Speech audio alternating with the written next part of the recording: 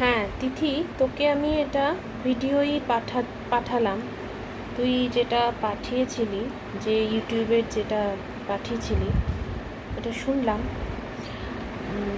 দেখ, এবার শুনে আমি যতটুকু আর কি আমার বুদ্ধিতে যতটা মনে হয় বা যেটা আমি ফলো করে থাকি, তোকে আমি সেই জিনিসটাই বলছি। আমি বুঝতে পারলাম না যে তুই কোনটা মানে সামারি বলেছিস, যে ওই কর্ম নাকি উপাসনা, অথবা ব্রহ্ম সত্যি জগৎ মিথ্যা, যেমন একটা একটা করে কোশ্চেন আসছিল ওই সাধু সঙ্গ ইউটিউবের ওই এপিসোডে। তো দেখ, এখানে বলি, মানে আমি সবকটাই একটু একটু ছোট ছোট করে বলছি, যেটা এটা কিন্তু আবারও বলছি, আমার বুদ্ধিতে আমি যতটুকু বুঝি বা আমি যেটা ফলো করি, আমি তোকে সেটাই জানাচ্ছি। ব্রহ্ম সত্যি জগৎ মিথ্যা, এই যে কথাটা, এখানে সত্যি আর মিথ্যা বলতে যে অর্থে আমাদের শাস্ত্রে সত্যি বা মিথ্যা শব্দটাকে ব্যবহার করা হয়েছে বলে আমার ধারণা, মানে আমি জানি, ধারণা নয়, আমি শুনেছি, সেটা হচ্ছে যে সত্যি মানে যেটা পার্মানেন্ট। পার্মানেন্ট মানে সব সময়ের জন্য, যেটা কখনো বিনষ্ট হবে না, তো সেটা হচ্ছে সত্যি। যেটা কখনো নষ্ট হবে না, সব সময়ের জন্য থেকে যাবে, তাই হচ্ছে সত্যি। যেটা কখনো চেঞ্জ হবে না। আর মিথ্যে বলতে যা সতত, মানে প্রতি সব সময় যেটা পরিবর্তন হচ্ছে, সেটাকে বলা হচ্ছে মিথ্যে। আমরা যেটা সত্যি বা মিথ্যে বলতে বুঝে থাকি, আমাদের শাস্ত্র কিন্তু সত্যি বা মিথ্যে বলতে, ওই যে ব্রহ্ম সত্য জগৎ মিথ্যা বলতে কিন্তু সেটা বোঝাচ্ছে না।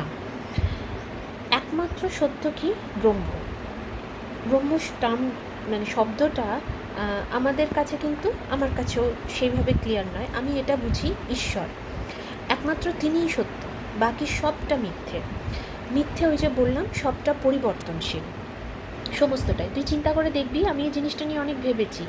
আমি ঈশাত্মানন্দজি মহারাজ, সর্বপ্রিয়নন্দজি মহারাজ, ওনাদের যে কথাগুলো শুনেছি, যখন ওনারা বলেছেন সত্যি আর মিথ্যের মানেটা হচ্ছে যে সত্যি যেটা উইচ ইজ পার্মানেন্ট, যাই হয়ে যাক না কেন, যেটা কখনো চেঞ্জ হবে না। আর মিথ্যে হচ্ছে যেটা যেটা পরিবর্তন হয়ে চলেছে, সেটা হচ্ছে মিথ্যে। তো তুই চিন্তা করে দেখ, আমাদের জীবনে ছোটোর থেকে তুই যদি ভাবিস, তুই যদি লজিক্যালি ভাবিস, তাহলে কিন্তু কোনোটাই কি তুই এইভাবে বলতে পারবি যে পার্মানেন্টলি আমার জীবনে এটা এইভাবেই দাঁড়িয়ে আছে? কখনোই নয়, কখনোই নয়। ইভেন ইভেন তুই যদি, সবাই বলে মা বাবার স্নেহ, মা বাবার, তুই একমাত্র সন্তান, হয়তো তুই সেইভাবে ব্যাপারটাকে রিয়েলাইজ করতে পারবি না, কিন্তু বাবা মায়ের স্নেহের ক্ষেত্রেও কিন্তু পরিবর্তন হয়। বলে না যে মানে স্নেহ নিম্নগামী। তো একটি মানে বাড়িতে তুই দেখবি 4-5টি ছেলে মেয়ে রয়েছে, সেখানেও কিন্তু বাবা মায়ের স্নেহের ক্ষেত্রেও কিন্তু সেখানে একটা ভাগ চলে আসছে। হয়তো যখন একটি সন্তান ছিল তখন যেটা ছিল, যখন তারা তিন চারটি ভাই বোন হলো, তখন কিন্তু সে জায়গায় পরিবর্তন। তো এই যে পরিবর্তন, এটাই হচ্ছে শাস্ত্রে বলা হচ্ছে মিথ্যে। মানে আমি যতটুকু বুঝেছি আমি তোকে সেটা বললাম।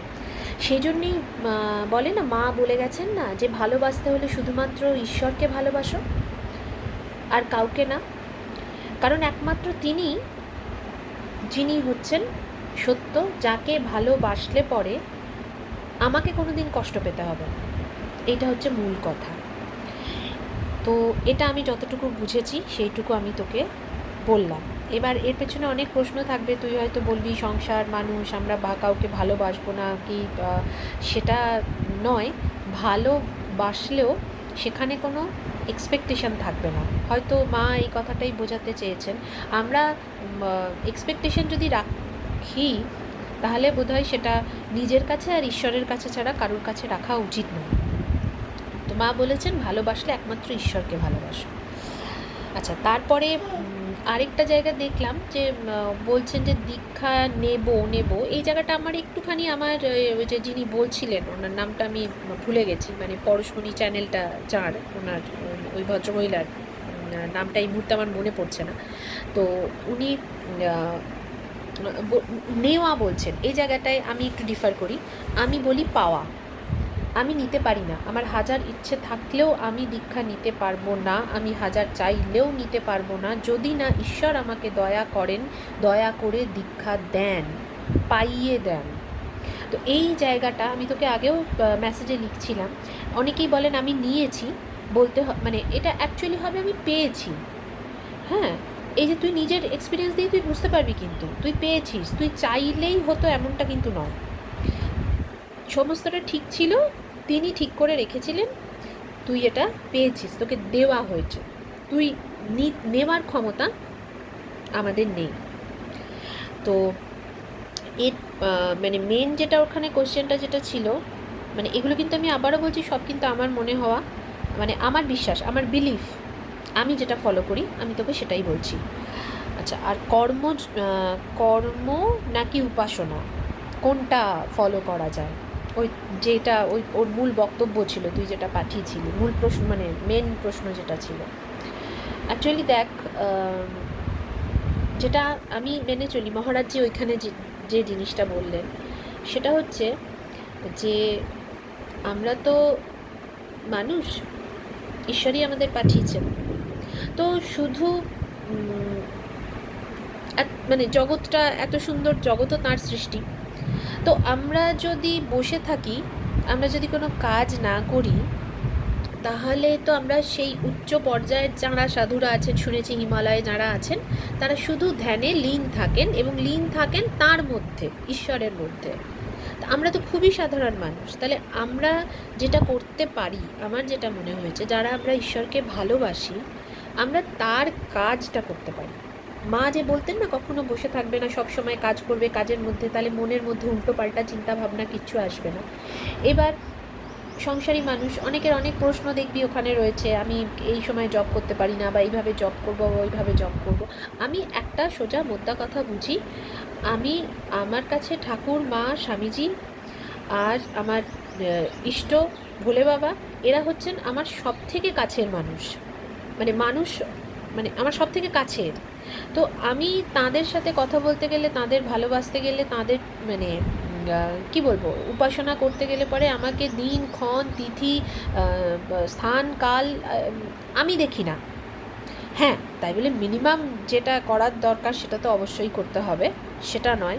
এখন কি হয়তো মানে টয়লেটে গিয়ে সেই সেই ব্যাপারটা নয় যে সেই কাপড়েই আমার মা, আমি মাকে জড়িয়ে ধরলাম বলে ওটা হয় না, সেটা হয় না। তারও অনেক কারণ আছে কেন হয় না, তো সেটা নয়। কিন্তু কথা হচ্ছে যে তাহলে তিনি আমাকে পাঠিয়েছেন, যেটা বলছিলাম, তিনি আমাকে পাঠিয়েছেন, তাহলে তিনি তার সংসারে পাঠিয়েছেন। আমি নিজের ইচ্ছায় আমার জন্মও নেই, নিজের ইচ্ছায় আমার মৃত্যুও নেই। তো তিনি পাঠিয়েছেন, তাঁর ইচ্ছায় পাঠিয়েছেন, তাঁর সংসারে পাঠিয়েছেন। তো আমি যেটা করছি সেটাও তাঁরই কাজ করছি। সকাল থেকে উঠে থেকে আমি যেটা করছি, আমি সেটা তারই কাজ করছি। আমি সকালে উঠে তাকে স্মরণ করে নিচ্ছি, তোমার বাড়ি, তোমার সংসার, তুমি আমাকে এখানে পাঠিয়েছো, তুমি আমাকে যা কাজ করাচ্ছ আমি করছি। ওই যে মহারাজজি যেটা বলছিলেন, আমি ঠিক সেই জিনিসটাই ফলো করি। তুমি আমাকে দিয়ে করাচ্ছ। হয় এরকম অনেক দিন হয়, জানিস তো, 7 দিন 8 দিন হয়তো একটানা আমি জপে বসতেই পারলাম না, একবারের জন্যও হলো না। এরকমও হয় যে মাঝে মাঝে ঠাকুর মায়ের ওপর প্রচণ্ড রাগ হয়েছে, 2 দিন মানে বসবই না, মাকে বলেছি কাল থেকে পুজোই করবো না, বসবই না, এই জিনিসটা হয়েছে, কেন হয়েছে, আবার তার পরের দিন গিয়ে নিজেই বসেছে। তো একটা জিনিস আমি ফিল করি দিদি, আমরা কোনো কিছুই নিজের ইচ্ছায় করি না, জানিস তো। আমরা ভাবি এটা আমি করলাম, অ্যাকচুয়ালি হয় না, কিচ্ছু নিজের ইচ্ছে আমরা করি না। গাছের পাতাটা পর্যন্ত ঈশ্বরের ইচ্ছায় নড়ে। ওই যে যখনই ভেবে ফেলি এই সিদ্ধান্তটা আমি নিলাম, এইটা আমি করলাম, অহংটা যখনই চেপে গেল, তখনই তার ফলটা আমাদেরকে ভুগতে হয়, কনসিকুয়েন্স আমাদেরকে ভুগতে হয়। ভুগতে হয় কথাটাই ইউজ করলাম, উই হ্যাভ টু সাফার। কিন্তু যদি আমরা এটা মানে বুঝতে পারি, এটাকে রিয়েলাইজ করি, এটাকে বিশ্বাস করি যে আমি যেটাই করছি, যেটাই বলছি, যাই করছি, সেটা ঈশ্বরের ইচ্ছাতেই হচ্ছে, তো আমার কাজটাই হচ্ছে তার জন্য, মানে তিনি আমার মালিক। তুই যে জায়গায় কাজ করছিস সেই জায়গার যে ওনার, তোকে তার ইচ্ছে অনুযায়ী কাজ করে যেতে হবে। তুই কি কখনো বলবি, আমরা কি যে কথা, মানে আমি যে কাজ করি, আমি কি কখনো বলি যে আমার এই কাজটা রয়েছে, আমাকে এই কাজটা করতে হবে, আমাকে এই কাজটা করে দিতে হবে, আমাকে এই কাজটা দেওয়া হয়েছে, আমি যখন আমার যারা জুনিয়র তাদের সাথে কথা বলি, তখন আমি কি বলি, আমাকে বলা হয়েছে, আমি তো নিজের থেকে আপনাদেরকে এটা করতে বলছি না, আমাকে বলা হয়েছে, আমাকে অর্ডারটা দেওয়া হয়েছে, আমাকে এটা করতে হবে, আপনাদের দিয়ে করাতে হবে। তো সিম্পল, এই থিওরিটা যেমন এইখানে আমাদের কর্মক্ষেত্রে অ্যাপ্লিকেবল, আমাদের লাইফেও এটা অ্যাপ্লিকেবল। যার জগৎ তিনি কাজ দিয়েছেন সেইটা করতে হবে। উপাসনা তো আমাদের আছেই, উপাসনাও কাজ, আর প্রত্যেকটা কাজের সাথে উপাসনাকে মিলিয়ে না। ওই যে মহারাজজি বলছেন না, যোগ, কর্মযোগ, জ্ঞান যোগ, রাজযোগ, যোগটা কার সাথে কানেক্টেড হওয়া, মানে কাজের মাধ্যমেও আমি ঈশ্বরের সাথে কানেক্টেড হচ্ছি, আমার উপাসনার মাধ্যমে আমি ঈশ্বরের সাথে কানেক্টেড হচ্ছি। আমাদের জ্ঞান সেই পর্যায়ে আমরা নিয়ে হয়তো যেতে পারবো না, এত জন্ম জন্মান্তরের প্রচেষ্টা। আর যেটা বলতেন ঠাকুর বলতেন না, মা বলতেন না যে তিনি চাইলেই হবে, মানে এটাও ঈশ্বরে ভক্তিও তোর আমার ইচ্ছায় হবে না, আমাদের দীক্ষা পাওয়াও তোর আমার ইচ্ছায় হয়নি, ঈশ্বর দর্শনও তোর আমার ইচ্ছায় হবে না, ঈশ্বরের অনুভূতিও তোর আমার ইচ্ছায় হবে না, সবটাই তার ইচ্ছেতে হবে। একটা জিনিস শুধু আমরা যেটা চেষ্টাটা, আমার মনে হয় চেষ্টাটা সবসময় তার সাথে কানেক্টেড থাকার চেষ্টা। মানে তুই হয়তো কিছু একটা খাবার বানাচ্ছিস, মানে সেই ক্ষেত্রেও তুই ওই হাত জোর করে প্রণাম করে ঢকঢক করে মাথা ঠোকার কথা আমি বলছি না, তুই মনে মনে কানেক্টেড হ তার সাথে। বল যে এটা আমার মনে হচ্ছে, এটা মানে বাড়িতে লোকজন আসবে, দেখো তোমার বাড়িতেই তো আমি রান্না করছি, তুমিই তো আমাকে এই বাড়িটা দিয়েছো, তুমি আমাকে সব কিছু দিয়েছো, তুমি আমাকে আজকে ইংল্যান্ডে পাঠিয়েছো, এখানে রেখেছো, এইভাবে আছি, তো এই জিনিসটা আমার এরকমভাবে চাই, মানে আমি এটা তুমি এরকমভাবে করে দাও, রিকোয়েস্ট, প্রার্থনা, যদি ভালো হয়, তুমি যদি বোঝো এটা আমার জন্য ভালো হবে। আমরা অনেক সময় অনেক কিছু চাই যেটা আমাদের জন্য ভালো হয় না, তিনি দিয়েও দেন। আমি আমার নিজের লাইফের এক্সপিরিয়েন্স থেকে বলছি, but after that we feel that ওটা ঠিক ছিল না, সেইগুলো কিন্তু আমরা অনেক সময় নিজেদের ওই যে যারা বলেন আমি করলাম, তাদেরটা আমি করলামই হয়।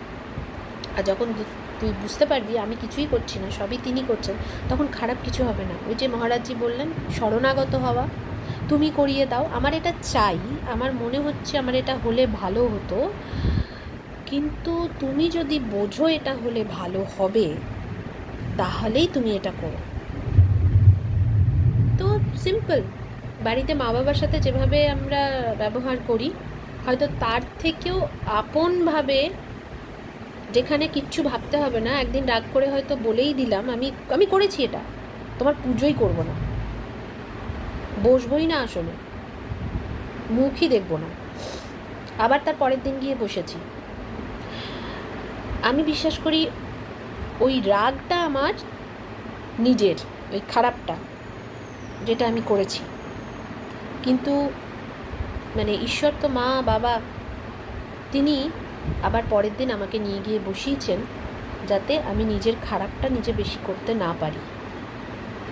এটাই হচ্ছে শরণাগত কি আর হওয়া যায়? শরণাগত হওয়ার অ্যাকচুয়াল মিনিংটা হচ্ছে, যেটা আমি ঈশাত্মানন্দজি বা সর্বপ্রিয়ানন্দজি মহারাজের কাছে শুনেছিলাম, যেখানে একেবারে সব কিছু ছেড়ে শরণাগত হওয়া, মানে তুমি যা করছো সেটাই আমি মেনে নেব, যে মানে যাই হয়ে যাক না কেন, তোমার ইচ্ছা ভিন্ন, আমি একটি পাও চলব না। সেটা আমরা হতে পারি না, জানি না সেটা কোনো দিন মানে যা হওয়া যায় কি না, আমরা হতে পারি না।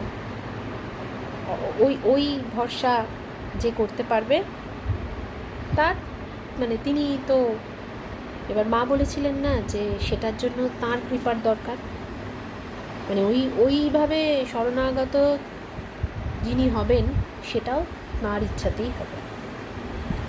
তো মোদ্দা কথাটা দিদি, সব ক্ষেত্রে মানে ঘুম থেকে উঠে রাতে শুতে যাওয়ার আগে পর্যন্ত সব কিছুর মধ্যে তাকে জড়িয়ে রাখ। আলাদা করে আমি ঠাকুরের উপাসনা এইটুকু টাইম করলাম, বাকিটা তাকে ভুলে গেলাম, এরপরে আমার কাজ আমারই না, কোনোটাই আমার নয়। যত দিন যাবে, যে মানুষের যত বেশি খারাপ এক্সপিরিয়েন্স হয়, সেই মানুষ তত তাড়াতাড়ি বুঝতে পারে কিচ্ছু পৃথিবীতে আমার বলে নেই, সবটা টেম্পোরারি। সবটা, নিজের বলে কিচ্ছু নেই। আজকে সকালেই মায়ের উদ্বোধনের একটা ফেসবুক পেজে পড়লাম, মা লিখেছেন যে মায়ের কথা ওটা, মানুষ বলে এত দুঃখ, অত দুঃখ, তত দুঃখ, তো দুঃখই তো ভগবানের দান, সেটাই তো তাঁর কৃপা। অ্যাকচুয়ালি আমার একটা জিনিস মনে হয়, যেটা আমার নিজস্ব মনে হয় একদম, তোকে বলছি, আমি কাউকে মানে এই কথাটা বললে পরে মানুষ ভাববে বেশি আঁতেল। অ্যাকচুয়ালি আমার মনে হয় ঈশ্বর যে দুঃখ দেন না, তার পেছনেও কারণ আছে। যতক্ষণ আমরা একদম 100% সুখে থাকবো, সব কিছু এর মধ্যে থাকবো, ততক্ষণ পর্যন্ত মানুষ ঈশ্বরের কাছে যায় না। আমাদের হ্যাবিটটাই তাই, আমাদের নেচারটাই তাই। আমরা তো সেই অর্থে ভালো সন্তান নই যে যা যা করার সব মানে প্রথম থেকে ঈশ্বরের অনুগত হলাম, সেটা তো হই না। যখন আমার কষ্ট, আমার দুঃখ, তখন আমি ঈশ্বরের দিকে গেলাম। এবার কিছু মানুষ ওই কষ্ট দুঃখটাকে থেকে ওভারকাম করে আবার দূরে সরে গেল, আর কিছু মানুষকে ঈশ্বর কিন্তু ওই কষ্ট দুঃখ অতিক্রম করিয়েও নিজের কাছে টেনে রাখলেন। এটাই হচ্ছে তার কৃপা। আমি জানি না আমি তোকে কতটা বোঝাতে পারলাম, হয়তো অনেকটা জ্ঞান দেওয়ার মতন হয়ে গেল। তো আমি শুধু তোর সাথে শেয়ার করলাম, তুই বলেছিলি, সামারি হলো না, 16 মিনিটের ভিডিও। আমি এটা শুনে, ওই ভিডিওটা শুনে আমার যেটা মনে হয়েছে আমি তোকে ঠিক সেটাই বললাম, তো আমি যেটা ফলো করি তোকে সেটাই বললাম। ভালো থাকিস।